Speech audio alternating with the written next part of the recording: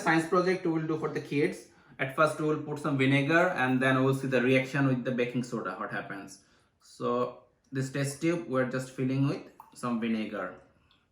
Now Adi, you will put some food color in each one, okay? You put green this one, I put yellow, green here. Uh-oh, I put two. That's fine. We put blue here and red one you put here. Last one. Good job. Now here is baking soda. Baking soda for the cookies. So we are putting some baking soda and mixing with some water here. Just mix it. And now we can see he gonna mix the baking soda with the vinegar and see what's the reaction. It's acid and base reaction, right?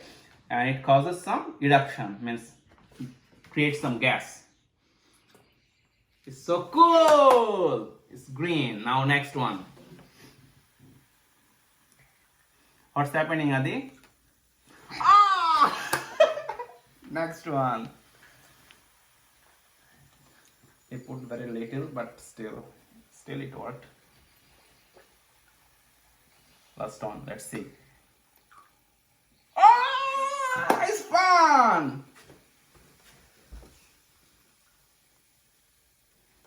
All right. Our science project is done here.